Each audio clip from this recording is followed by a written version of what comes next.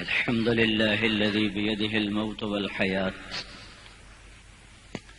يقضي في خلقه ما يشاء ويتصرف في عباده كيف يشاء يحيي من يميت من يشاء ويميت من يشاء منكم من يرد إلى أرض العمر ومنكم من يتوفى من قبل حق ما قال وأشهد أن لا إله إلا الله وحده لا شريك له وأشهد أن سيدنا ومولانا محمدا عبده ورسوله صلى الله تعالى عليه وعلى آله وعلى أصحابه وبارك وسلم تسليما كثيرا كثيرا أما بعد فأعوذ بالله من الشيطان الرجيم بسم الله الرحمن الرحيم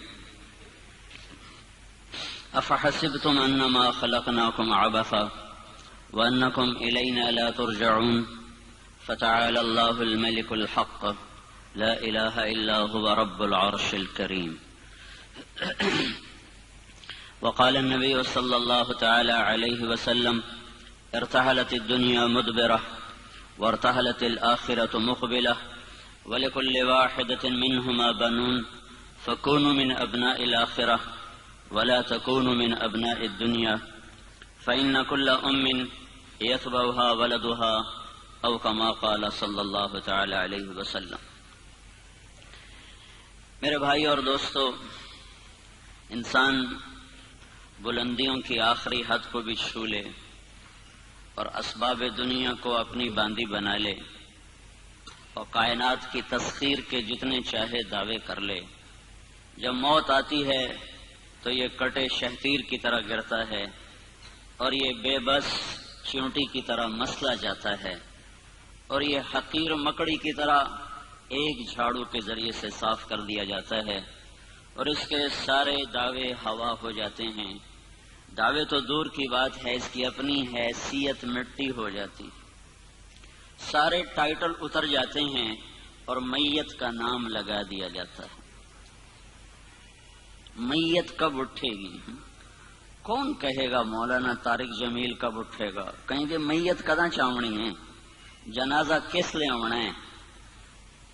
ٹائٹل گئے، میاں صاحب، صدر صاحب، شیخ صاحب، ملک صاحب، سب ٹائٹل موت ہٹا کے ایک ٹائٹل سب کو دیتی ہے، میت۔ میت میت اٹھ گئی، میت آ گئی، میت چلی گئی، ختم۔ ساری دنیا کو فتح کرنے والا سکندر کن جذبوں سے نکلا اور کس عمر میں موت نے پکڑا؟ 33 سال۔ 13 جون کی ایک گرم دوپہر تھی، 323 قبل مسیح۔ لاکھوں انسانوں کی کھوپڑیوں کے مینار کھڑے کرنے والا بابل کے شہر میں پکڑا گیا۔ ابھی مقدونیہ بڑی دور تھا، ابھی بیچ میں ترکی بھی ہے، یونان بھی ہے، پھر کہیں مقدونیہ ہے، ابھی لمبا سفر ہے اور موت نے جھٹکا دیا تو کہنے لگا ہائے، میں دنیا کو فتح کرنے نکلا تھا، موت نے مجھے فتح کر لیا۔ تو آپ تو سارے چھوٹے چھوٹے کاروباری بیٹھے ہیں، چند کروڑ چند ارب کی بازی ہے، وہ تو ساری دنیا کے دعوے کرنے کے لیے نکلا تھا اور اس نے آدھی سے زیادہ دنیا کو فتح کیا، اور پھر جب موت نے اسے فتح کیا تو اس نے کہا ہائے، میں دنیا کو فتح کرنے نکلا تھا لیکن موت نے مجھے پہلے فتح کر لیا۔ اور پھر اس کی آخری تمنا کیا تھی؟ کوئی ہے مجھ سے میری ساری سلطنت لے لے اور مجھے مقدونیہ پہنچنے کی مہلت دے دے، میں اپنے گھر میں مرنا چاہتا ہوں۔ 33 سال میں فقیر نہیں مرنا چاہتا، دنیا کا بادشاہ کیسے مرنا چاہے گا؟ لیکن ایک اللہ ہے جس سے بقا ہے، باقی سب کے لیے فنا ہے۔ کل من علیہا فان، سب فانی، یہ مفہوم اور وسعت کے ساتھ۔ کل نفس ذائقۃ الموت، ہر جاندار نے موت کا ذائقہ چکھنا ہے، یہی مفہوم اور وسعت کے ساتھ۔ اس کے آگے وسعت ختم۔ کل شیء ہالک الا وجہہ، ہر شے کو فنا ہے سوائے تیرے رب کے، سب فنا ہے۔ کتنا بنانا چاہتے ہو، کتنا دوڑنا چاہتے ہو، کہاں تک دوڑو گے؟ وہ دوڑ کیا دوڑ ہے جس کا آخری سرا قبر ہے؟ وہ دوڑ کیا دوڑ ہے جس کی آخری انتہا چند مٹھی مٹی کے سوا کچھ نہیں ہے؟ تمہارے کارنامے تمہاری قبر میں تمہیں نہیں سنائے جائیں گے، تمہیں تمہارا عمل دکھایا جائے گا۔ وہاں ستارہ انرجی نہیں دکھایا جائے گا، وہاں جسم سے نکلنے والا عمل دکھایا جائے گا۔ وہاں ملیں اور فیکٹریاں نہیں دکھائی جائیں گی، وہاں جسم سے نکلنے والا عمل دکھایا جائے گا۔ تو ہر شے، کل شیء ہالک، ہر شے ہلاک، کون باقی؟ الا وجہہ، اس اللہ کا نام باقی، باقی ہر شے پہ فنا ہے۔ ساری زمین ایک دن مرے گی، ایک دن میں مروں گا، ایک دن آپ مریں گے، ایک دن یہ کائنات مرے گی، جب ساری کائنات کو موت پکڑے گی۔ وَإِذَا زُلْزِلَتِ الْأَرْضُ زِلْزَالَهَا، یہ زمین کی موت ہے۔ اِذَا السَّمَاءُ انفطرت، یہ آسمان کی موت ہے۔ اِذَا الشَّمْسُ كُوِّرَتْ، یہ سورج کی موت ہے۔ وَإِذَا النُّجُومُ انكَدَرَتْ، یہ ستاروں کی موت ہے۔ وَانشَقَّ الْقَمَرُ، یہ چاند کی موت ہے۔ وَإِذَا الْبِحَارُ سُجِّرَتْ، یہ سمندروں کی موت ہے۔ وَقُلْ يَنسِفُهَا رَبِّي نَسْفًا، یہ پہاڑوں کی موت ہے۔ یہ کائنات کے ایک ایک بڑی بڑی چیز کا نام لے کر اللہ کہتا ہے اسے بھی ماروں گا، اسے بھی ماروں گا، اسے بھی ماروں گا۔ پھر جن و انس کو موت دے گا، پھر آسمانوں کی طرف متوجہ ہوگا اور فرشتوں کو مارتا چلا جائے گا۔ جنہوں نے لوگوں کو مرتے دیکھا خود کبھی نہ مرے، آج ان پر بھی موت اپنا کام کر دکھائے گی۔ پھر یہی موت کا جام گھومے گا ساتویں آسمان کو، پھر اس کو لپیٹ میں لیتا ہوا اٹھے گا عرش کو، تو اللہ عرش کے فرشتوں کی طرف توجہ فرمائے گا، وہ دھڑم سے گریں گے۔ پھر اللہ ملک الموت سے پوچھے گا کون باقی ہے؟ تو کہے گا یا اللہ یہ جبریل باقی ہے، اسرافیل باقی ہے، میکائیل باقی ہے، اور تیرا یہ غلام باقی ہے، باقی سب میں نے موت کی وادی میں دھکیل دیے۔ تو میرا اللہ کہے گا فلیمت میکائیل، میکائیل مر جائے۔ تو وہ جو سور ہاتھ میں لیے ہوئے میکائیل، اسرافیل، فلیمت اسرافیل، اسرافیل مر جائے، تو وہ سور اس کے ہاتھ سے گرے گا اور وہ ادھر گرے گا اور سور ہوا میں لٹک جائے، معلق ہو جائے گا۔ پھر اٹھتا ہوا جیسے یہ پنکھا چھت کے ساتھ لٹکا ہوا ہے، ایسے سور جا کر اللہ کے عرش کے ساتھ لٹک جائے گا اور میکائیل مر جائے گا۔ پھر اللہ پوچھے گا کون باقی ہے؟ تو پھر کہے گا یا اللہ ایک جبرائیل ہے، ایک میکائیل ہے، ایک تیرا غلام ہے۔ تو اللہ تعالیٰ فرمائے گا فلیمت جبریل و میکائیل، جبرائیل اور میکائیل مر جائیں تو اس پر اللہ کا عرش تھرائے گا اور سفارش کرے گا اور عرض کرے گا یا اللہ جبریل میکائیل کو بچا لیا جائے۔ اجموت جبریل و میکائیل، یا اللہ یہ بھی مر جائیں گے؟ تو اللہ تعالیٰ فرمائے گا اسکت، خاموش، فقط کتبت الموت علی من کان تحت عرشی، میرے عرش کے نیچے سب کے لیے موت ہے، کوئی نہیں بچ سکتا۔ لو کانت الدنیا تدوم لأہلها لکان رسول اللہ فیہا مخلد، یہاں کسی کو باقی رکھتا تو محمد کو باقی رکھتا، اسے بھی موت دیتی صلی اللہ علیہ وسلم۔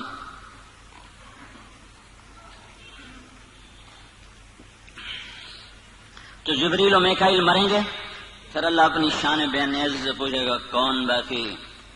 نام باقی۔ تو اب ملک الموت کی ٹانگیں کانپیں گی، انہوں پتہ لگ گیا ہوں میری باری آ گئی، ہوں میں نہیں بچنا۔ کہے گا یا اللہ اوپر تو باقی، نیچے تیرا غلام باقی۔ تو اللہ کہے گا خلق من خلقی، تو بھی میری ایک مخلوق ہے، جیسے تمہیں پیدا کیا ویسے ہی آج تو بھی مر جا۔ تو ملک الموت ایک چیخ مارے گا، اگر کائنات ہوتی تو پھٹ جاتی، کائنات تو پہلے ہی پھٹ گئی تھی، کائنات سلامت ہوتی تو پھٹ جاتی اس کی چیخ پر، اتنی خوفناک اس کی چیخ ہوگی اور وہ مرے گا اور ساری کائنات کو اندھیرے میں دھکا دے کر میرا اللہ کہے گا من کان لی شریکن فلیأت، اب میرا کوئی شریک ہے تو آؤ میرے سامنے۔ کدھر ہو؟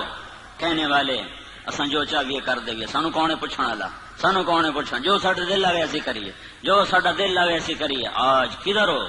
من کان لی شریکن فلیأت، کوئی ہے میرا شریک تو آؤ۔ پھر اللہ کہے گا من کان لی شریکن فلیأت، کوئی ہے میرا شریک تو آؤ۔ پھر اللہ کہے گا من کان لی شریکن فلیأت، کوئی ہے میرے مقابلے میں تو آؤ۔ پھر اللہ زمین آسمان کو ایک جھٹکا دے گا، پھر کہے گا انا الملک، میں ہوں بادشاہ. پھر دوسرا جھٹکا دے گا، پھر کہے گا انا القدوس السلام المومن، میں ہوں قدوس السلام مومن. پھر اللہ تیسرا جھٹکا دے گا، پھر کہے گا انا المہیمن العزیز الجبار المتکبر، میں ہوں مہیمن عزیز جبار متکبر. پھر اللہ تعالیٰ کہے گا این الملوک، بادشاہ کدھر ہیں؟ این الجبارون، ظالم کدھر ہیں؟ این المتکبرون، تکبر کرنے والے کدھر ہیں؟ پھر اللہ کہے گا لمن الملک اليوم، آج کس کی بادشاہی ہے؟ کوئی ہو جواب دینے والا تو بولے. تو پھر اللہ خود کہے گا للہ الواحد القہار، آج اکیلے قاہر شہنشاہ کی بادشاہی ہے. پھر اللہ کہے گا انی بدأت بالدنیا ولم تکن شیئا، اے میرے بندو، ہم تو کوئی نہیں ہوں گے، ساڑیاں روحن والا سنا رہا ہوئے گا. ہاں سنو سنو، تم کچھ نہ تھے، میں نے تمہیں بنایا، پھر میں نے تمہیں مٹایا، پھر میں تمہیں دوبارہ زندہ کروں گا. وَأَنَا الَّذِي أُعِيدُهَا، میں ہی تمہیں دوبارہ زندہ کروں گا. فَرِيقٌ فِي الْجَنَّةِ وَفَرِيقٌ فِي السَّعِيرِ، ایک کو جنت ملے گی، ایک کو جہنم کا ذائقہ چکھنا پڑے گا. یہ نتیجہ یہاں کی زندگی پر ہے کہ تم کیسی زندگی گزارتے ہو. بھائیو، صرف ایک اللہ کی ذات ہے جو فنا سے پاک ہے، باقی سب مٹ جانے والا جہان ہے. اللہ تعالیٰ نے دیکھو کس طرح اچانک موت کا پیغام بھیج.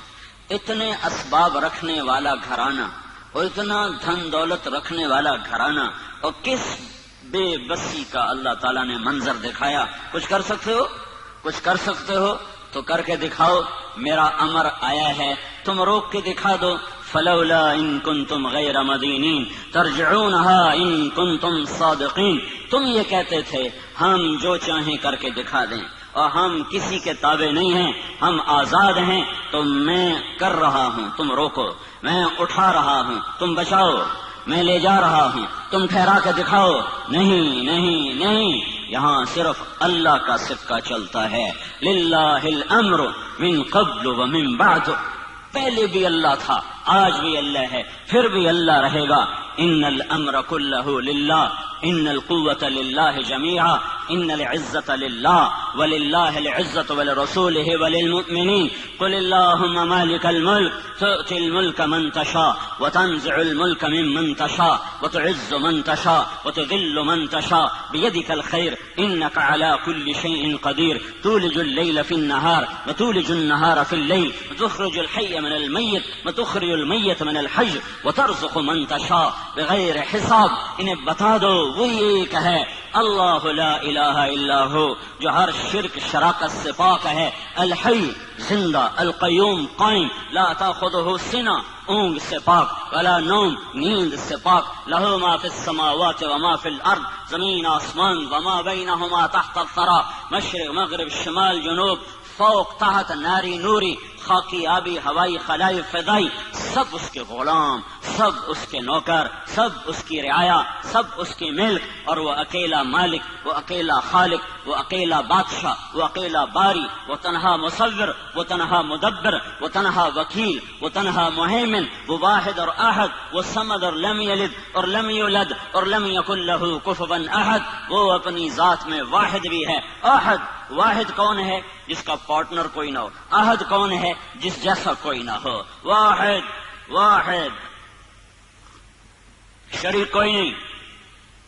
یہ انسان کہہ سکتا، ملک اعجاز کہہ سکتا ہے میں اپنے کاروبار کا واحد مالک ہوں، میرا پارٹنر کوئی نہیں. یہ کلام جائز ہے. یہ نہیں کہہ سکتا میں اپنے کام کا احد مالک ہوں. احد صرف اللہ ہے، احد صرف اللہ ہے، احد صرف اللہ ہے.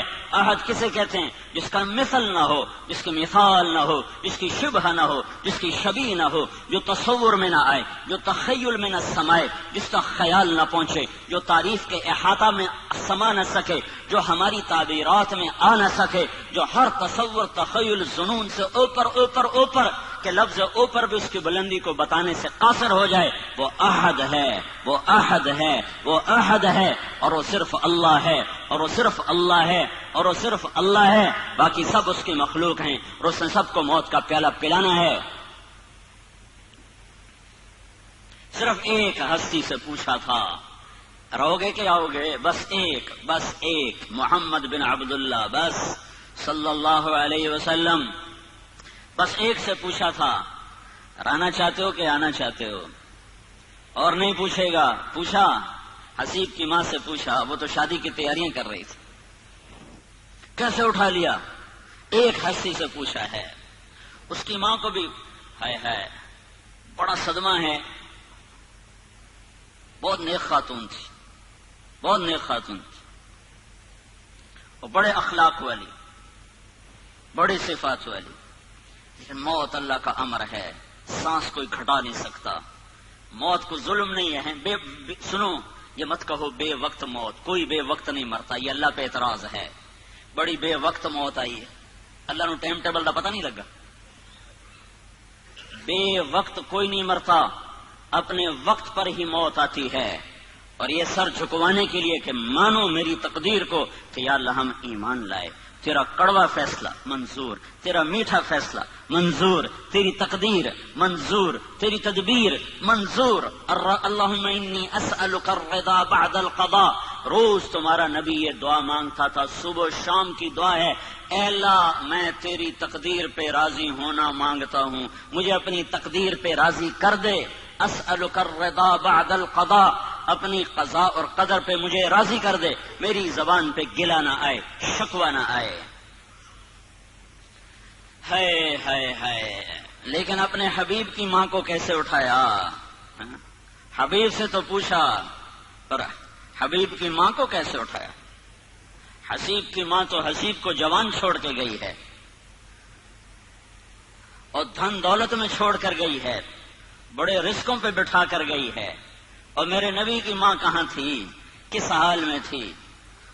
تھوڑا پیچھے سے میں آپ کو بیک گراؤنڈ سناؤں تو اس سے اس واقعے کا کرب اور زیادہ آپ کے سامنے آئے گا کہ اسماعیل علیہ السلام کے انتقال کے بعد آپ کا جو سسرالی خاندان ہے جرہم، وہ مکے کا حکمران بنا، انہوں نے کوئی 2000 سال حکومت کی، پھر ان کے ظلم و ستم پر بنو خزاعہ نے ان کو نکالا اور وہاں اپنی حکومت قائم کی، تو دوسری صدی عیسوی میں تو عمرو بن حریث جرہمی نے زمزم کا کنواں بند کر دیا اور پتھر اکھاڑا حجر اسود اور زمزم کے کنویں میں ڈال دیا، اور ابراہیم علیہ السلام نے جو شترہ ذبح کیا تھا اس کے سینگ بیت اللہ میں لٹکے ہوئے تھے، وہ بھی اتار کے زمزم کے کنویں میں، اور پتھر اور باقی سامان اور اس کو بند کر کے برابر کے اس کا نشان مٹا دیا۔ 300 سال حکومت کی ہے بنو خزاعہ نے، اور زمزم کا کنواں دریافت نہیں ہے۔ 300 سال 440 میں قصی، 440 عیسوی میں قصی بن کلاب، اللہ تعالیٰ کے نبی کا کہ پردادے کا والد قصی، اس نے دوبارہ قریش کی حکومت قائم کی، جرہم سے خزاعہ نے چھینی، خزاعہ سے دوبارہ آپ کے پردادا کے والد قصی بن کلاب نے، ان کا اصل نام عمر تھا، تو انہوں نے دوبارہ قریش کی حکومت قائم کی۔ زمزم کا کنواں گم ہے، زمزم کے کنویں کا کسی کو کوئی پتہ نہیں۔ قصی کا بیٹا ہوا عبد مناف، وہ بڑے خوبصورت، ان کو بطحا کا چاند کہا جاتا تھا، قمر البطحا۔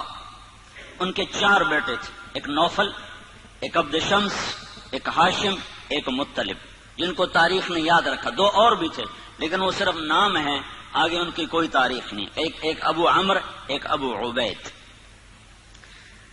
سب سے بڑے اس کے بیٹے عبد شمس تھے، لیکن عبد مناف کے انتقال کے بعد سب قوم نے متفقہ طور پر ہاشم کو سردار مانا، ہاشم سردار بنے، ہمارے نبی کے پردادا۔ تو ہاشم کی سرداری میں وہ ملک شام کے سفر پر ہیں، انہوں نے مدینہ میں شادی کی، بنو نجار میں، اور خود وہ چلے گئے آگے تجارت کے لیے شام۔ غزہ میں پہنچ کر ان کا انتقال ہو گیا۔ پیچھے اس عورت سے ایک لڑکا پیدا ہوا، اس لڑکے کے بال سفید تھے، تو ماں نے اس کا نام شیبہ رکھا۔ قریش کی سرداری مطلب کو ملی، مطلب ہاشم کے بھائی مطلب، ان کو سرداری ملی۔ کسی کو نہیں پتا کہ ہاشم کا ایک بیٹا مدینہ میں ہے، جو میرے نبی کا دادا بننے والا ہے۔ گزرا، چند بچے تیر اندازی کر رہے تھے، تو ایک بچے کا نشانہ سیدھا جا کے لگتا تھا، وہ گول جو آخری گول نشان ہوتا تھا اس کے اندر جا کے لگتا، وہ کہتا خذھا وانا ابن ہاشم، دیکھ میرا نشانہ، میں ہوں ہاشم کا بیٹا۔ تو اس آدمی نے جا کر مطلب کو بتایا کہ ایک بچہ میں نے دیکھا ہے جس کا نشانہ بے خطا تھا اور ہر تیر پہ کہتا تھا دیکھو میرا نشانہ، میں ہوں ہاشم کا بیٹا۔ تو مطلب کو اتنا پتا تھا کہ میرے بھائی نے ایک شادی مدینہ میں کی تھی، یہ نہیں پتا تھا کہ اس سے کوئی اولاد بھی ہوئی، تو انہوں نے اپنی اونٹنی کو تیار کیا اور مارا ماری کرتے ہوئے مدینہ پہنچے اور ان کی ماں سے ملے۔ بچے کو دیکھا تو ہاشم کے سارے آثار تھے، پتا کیا ہاں ہاشم کا بیٹا ہے، تو کہا ہمیں دے دو۔ ماں نے کہا میری آنکھوں کا نور، میرا آخری سہارا، تمہیں دے کے میں زندگی کیسے گزاروں؟ کہا اسے دے دو، اسے میں قریش کا سردار بناؤں گا، یہ بڑی شان والا ہوگا، تیرا ہی نام زندہ ہوگا۔ تو سرداری پر ماں نے بچے کے حوالے کر دی۔ اب یہ بچے کو لے کر مکہ میں داخل ہو رہے ہیں، بچے کے کپڑے میلے ہو چکے ہیں، تو لوگ کہتے ہیں عبد المطلب، مطلب تیرا غلام ہے، نام اس بچے کا شیبہ ہے اور آگے چل کے اسی نام سے یہ مشہور ہونے والا ہے۔ لوگوں کی زبان سے نکلا عبد المطلب، مطلب تیرا غلام ہے، تو آگے انہوں نے کہا ہاں ہاں ہاں ہاں، بس اتنا کہتے گئے ہاں ہاں، یہ نہیں بتایا کہ میرا بھتیجا ہے، اور ان کی بات کا انکار بھی نہیں کیا۔ پھر ان کو گھر لے گئے، ان کو نہلا کر دھلا کر اچھے کپڑے پہنا کر کہ دار الندوہ میں لائے، جہاں یہ شرط تھی کہ اس میٹنگ میں صرف 40 سال کی عمر کو ٹچ کرنے والا اس میں داخل ہو سکتا تھا، اس سے نیچے والا اس مجلس میں بیٹھ نہیں سکتا تھا۔ تو اپنے بھتیجے کو لائے، کہا ابن ہاشم، یہ ہے ہاشم کا بیٹا، لیکن تاریخ نے ان کو عبد المطلب سے محفوظ کر لیا اور ان کا اپنا نام مٹ گیا اور وہ عبد المطلب کے نام سے مشہور ہو گئے۔ مطلب کی وفات کے بعد سرداری عبد المطلب کو ملتی ہے تو یہ خواب دیکھتے ہیں کہ برکت والا پانی تلاش کرو، برکت والا پانی نکالو۔ پھر دوسرے دن خواب دیکھتے ہیں برکت والا پانی نکالو، پھر تیسرے دن خواب دیکھتے ہیں برکت والا پانی نکالو۔ تو تیسرے دن یہ کہتے ہیں وہ پانی کدھر ہے، پانی کہاں ہے؟ تو آواز آتی ہے کل تم حرم میں بیٹھنا، ایک کوا آئے گا، جہاں وہ 3 دفعہ ٹھونگ مارے وہاں وہ پانی ہوگا۔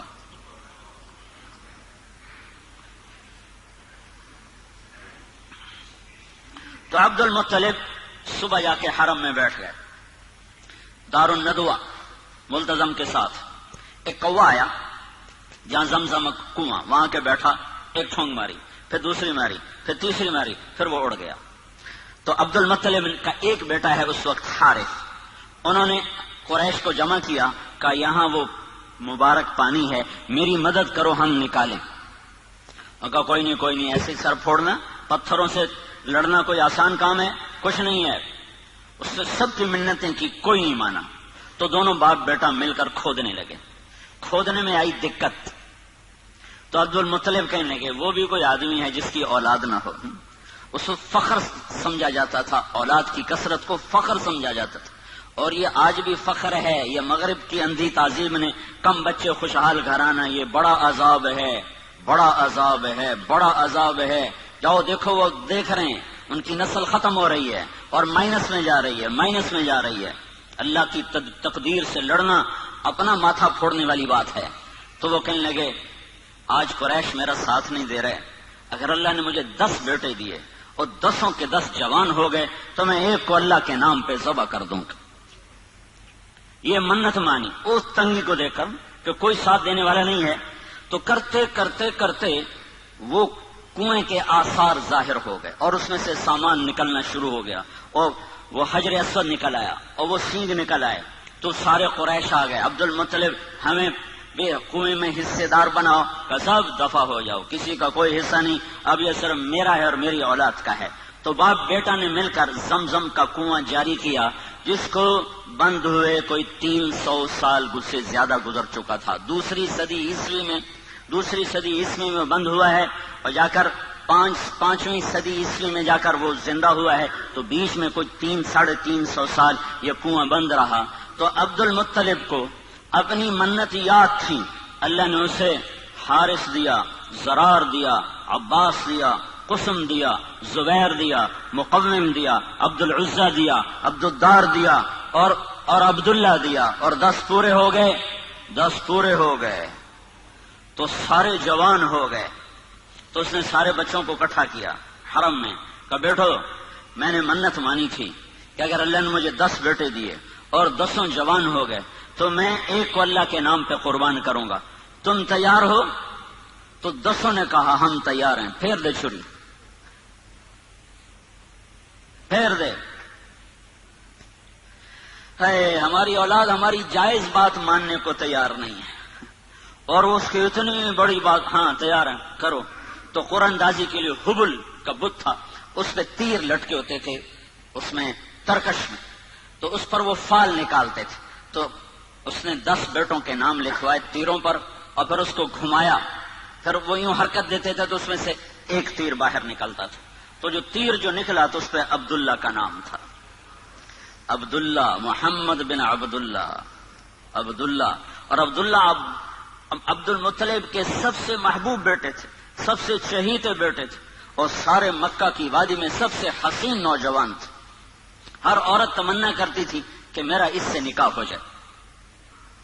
تو عبداللہ کا نام نکلا. انہوں نے کہا یا ابت افعل، ابا کر، میں تیار ہوں، میری طرف سے کوئی اعتراض نہیں.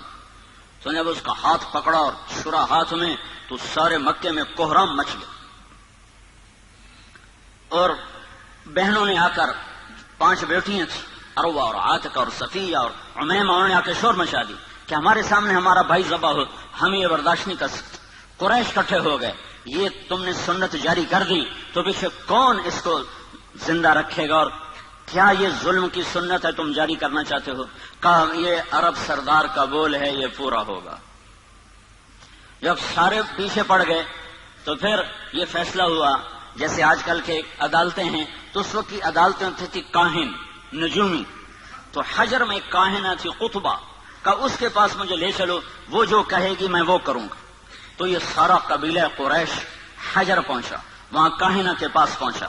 تو اس نے پوچھا کہ تمہارے ہاں قتل کی قیمت کیا ہے؟ اگر کوئی بدلہ نہ لینا چاہے اور قیمت لے تو کتنی؟ کہا جی 10 اونٹ.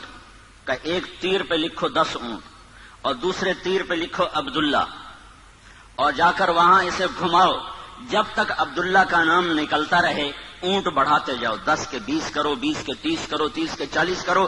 جب اونٹوں کا نام نکلے تو عبداللہ کو چھوڑ دو، اور جتنے اونٹ نکلیں اتنے ذبح کر دو.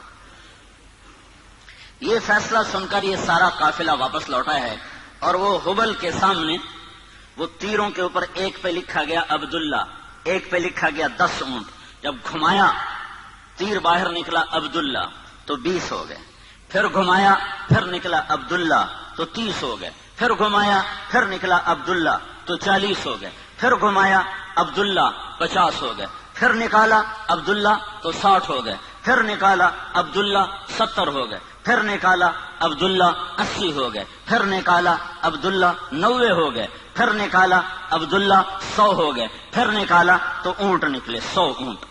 تو سارے قریش نے کہا الحمدللہ، بات ٹھیک ہے 100 اونٹ.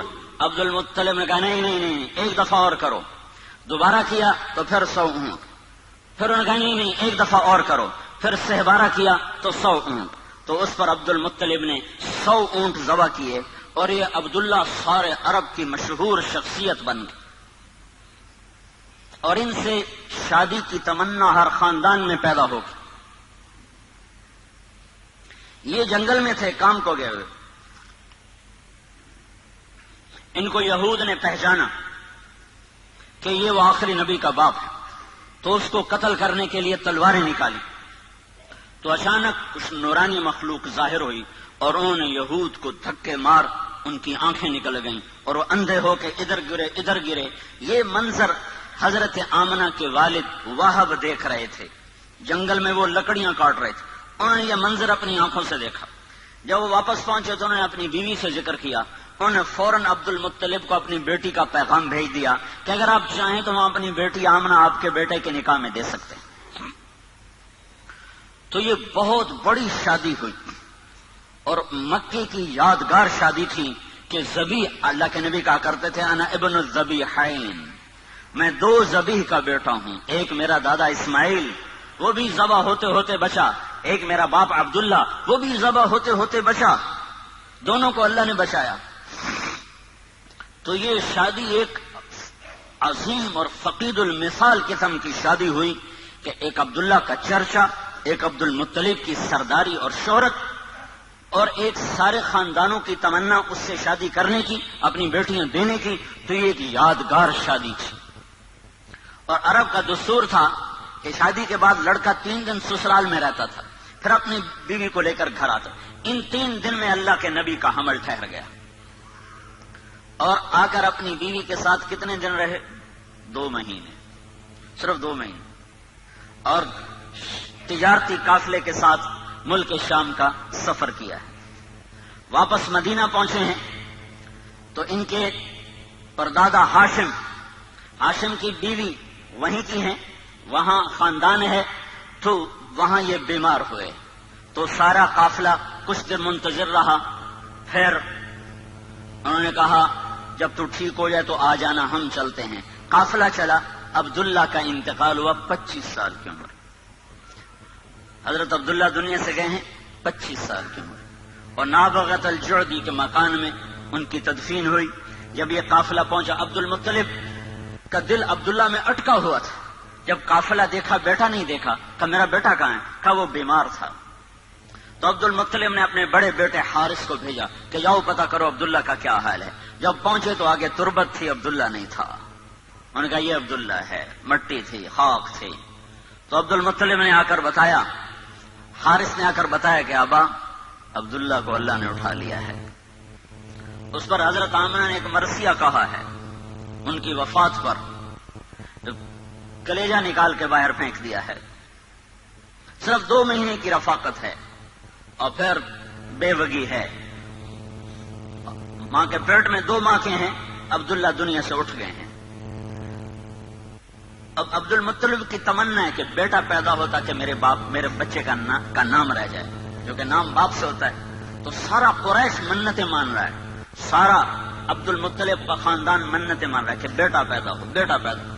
تو اللہ نے جب بچہ دیا، 12 ربیع الاول 22 اپریل 571 عیسوی، 1 جیٹھ 628 بکرمی، صبح کے 4:20 پر آفتاب نبوت طلوع ہوا ہے۔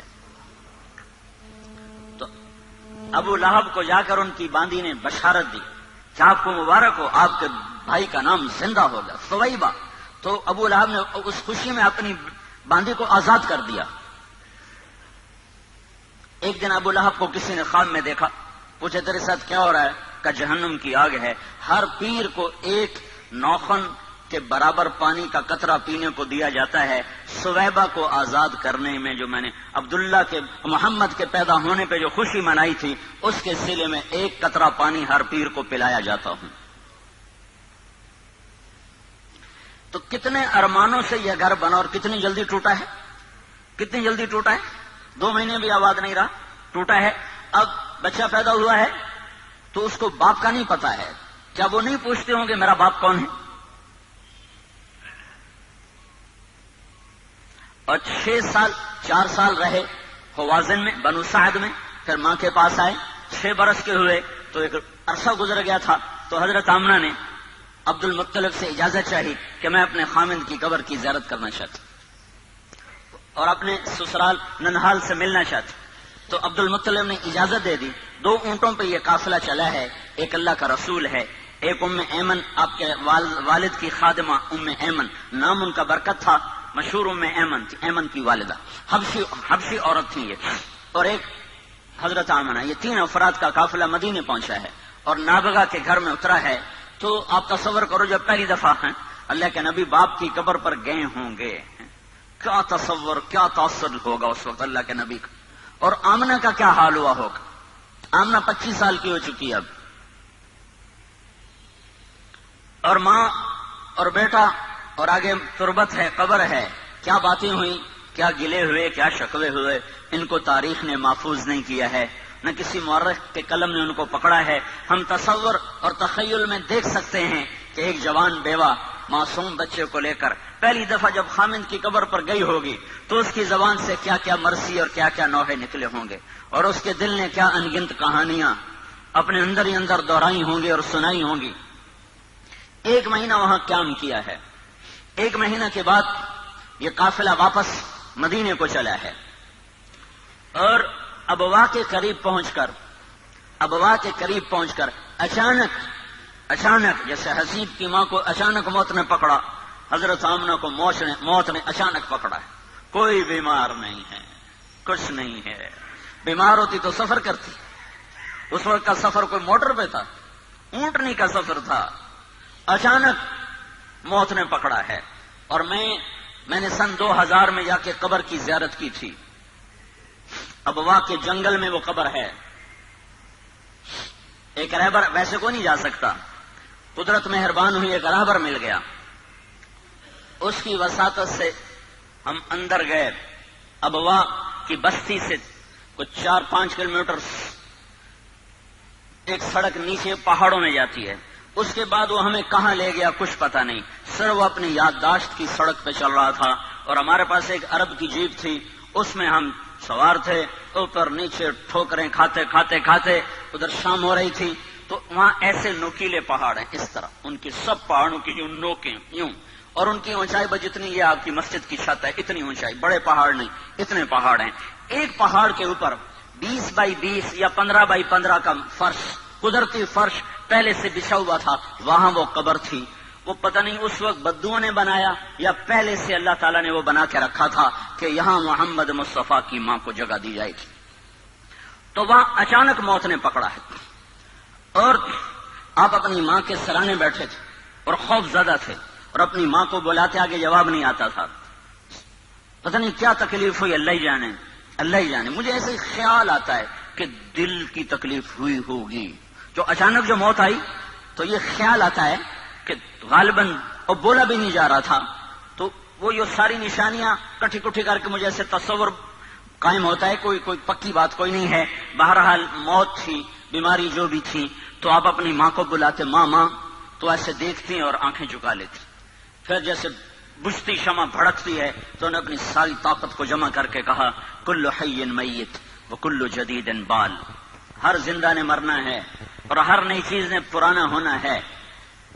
مجھے لگتا ہے میری موت آ چکی ہے، لیکن مجھے یقین ہے میرا نام باقی رہے گا کہ میں نے ایک ایسا بچہ چھوڑا ہے جو کائنات کو روشن کرے گا۔ تو یہ آخری کلمات تھے۔ او اللہ کے نبی نے ماں کے سینے پہ سر رکھا ہے۔ اب تصور 6 سال کا بچہ ہے، کاش تم وہ جگہ دیکھتے۔ میں نے ہزاروں دفعہ یہ قصہ سنا ہے اور ہر دفعہ میں روتا ہوں۔ اب تو ویسے ہی موقع ہی ایسا ہے کہ رونا آ رہا ہے۔ چاروں طرف وحشت ناک ویرانہ ہے۔ سن 2000 میں اتنی وحشت تھی تو 14 صدی پہلے وہاں کیا وحشت ہوگی۔ اور 6 سال کا بچہ ماں کے سینے پہ سر رکھا ہوا ہے، اسے نہیں پتا موت کیا چیز ہے، پہلی موت دیکھی ہے، لہٰذا وہ حیران ہے کہ میری ماں بولتی کیوں نہیں۔ تو کہتا ماں تو بولتی کیوں نہیں؟ کس نے قبر کھودی یہ اللہ جانتا ہے۔ حضرت ام ایمن گئیں ابوا یا کوئی وہاں سے گزرا، ان دونوں میں سے کوئی ایک بات ضرور ہوئی ہے۔ قبر کھودنے کے بعد جب نیچے اترے ہیں تو اللہ کے نبی نے دوڑ لگائی اور جا کے ماں کی قبر پر لیٹ گئے۔ جب ام ایمن پہنچ گئے تو اللہ کا نبی کیا کہہ رہا تھا؟ ماں تم میرے ساتھ چلتی کیوں نہیں؟ تمہیں نہیں پتا تیرے سوا میرا دنیا میں کوئی نہیں، تو میرے ساتھ کیوں نہیں چلتی؟ اما تدرین لیس لی احد سواک، تیرے سوا میرا کوئی نہیں ہے۔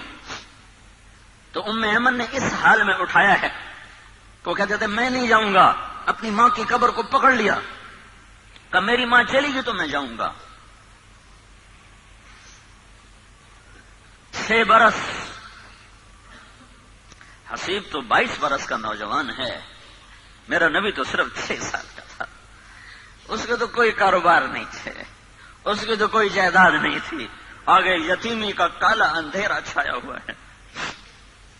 مکے تک کچھ نہیں کھایا پیا، 2 راتیں 2 دن کا سفر باقی ہے، کچھ نہیں کھایا پیا، اور وہاں جا کے بھی کھانا پینا چھوڑ دیا، سارا دن کچھ نہیں کھاتے تھے، زمزم کے چند گھونٹ پی لیتے تھے اور الگ چھپ کر کے بیٹھے رہتے تھے۔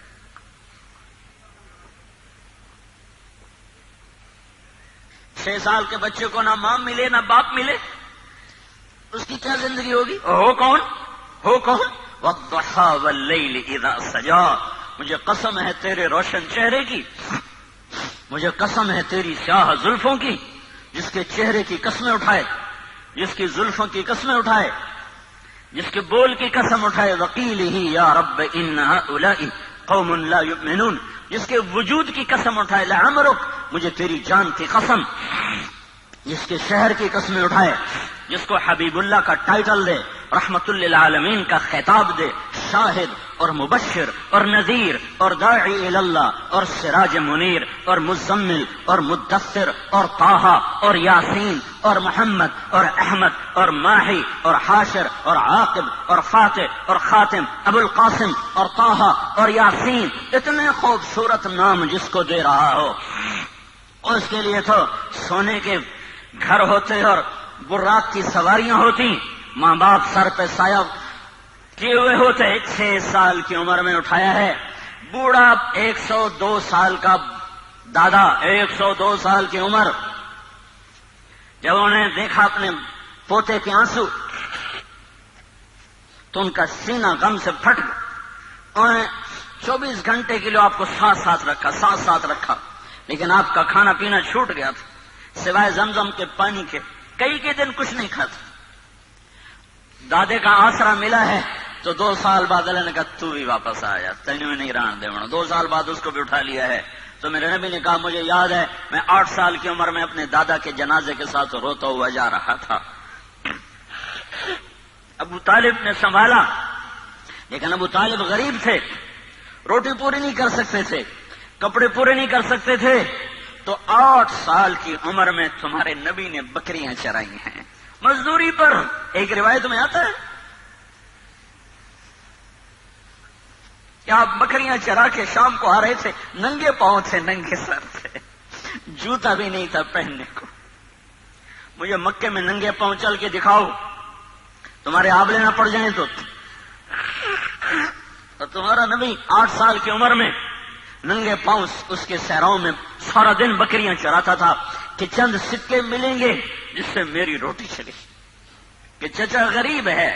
ویسے وہ سب کچھ قربان کر دیا ابو طالب نے، پر تھا ہی کچھ نہیں، شرافت تھی، رزق نہیں تھا، تو سارا دن آپ بکریاں چراتے تھے، اور شام کو 8 سال کے بچے کھیلتے تھے اور تمہارا نبی بکریوں کے پیچھے ہوتا تھا کہ کچھ سکے ملیں گے جس سے میرے چچا کا بھی اور میرا بھی گزارا ہوگا۔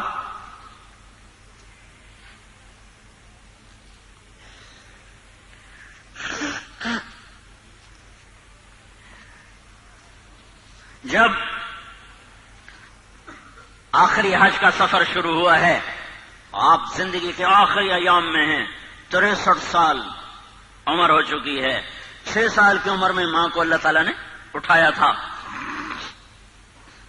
اس واقعے کو 57 سال گزر چکے ہیں، 57 سال۔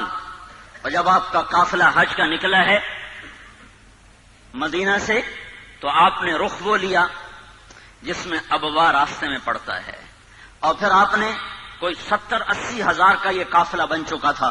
مکہ جاتے جاتے 1 لاکھ ہو گیا، عرفات جاتے جاتے 1.25 لاکھ ہو گیا، 70-80 ہزار کا قافلہ ہے۔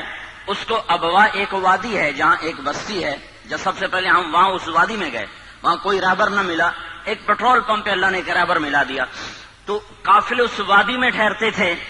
اللہ کے نبی نے وہ قافلہ وادی میں نہیں ٹھہرایا، اپنی ماں کی قبر کے گرد وہ قافلہ ٹھہرایا ہے، حج کا قافلہ۔ اور وہاں ٹھہرنے کی کوئی جگہ نہیں، میں آنکھوں سے دیکھ کے بتا رہا ہوں، وہاں 7 آدمی نہیں سوکھے رہ سکتے، 70,000 کو وہاں اتارا، کہ ایتھے خیمے لا چھڑو، کھبے سجے جدے راہ ملدے نے لے جاؤ، جتو راہ لبدنے رہ لو۔ وہاں سارے الٹے سیدھے ٹیڑے میڑے خیمے لگے، اور تمہارے نبی نے اپنا خیمہ ماں کی قبر کے قریب لگایا۔ پھر وہاں سے نکلے اور ماں کی قبر پر یوں گھٹنے اٹھائے اور دونوں ہاتھ رکھے اور یوں سر اپنے گھٹنوں پہ رکھا، اور کئی گھنٹے سرہانے بیٹھ کے ایسے روئے جیسے اس وقت روئے تھے۔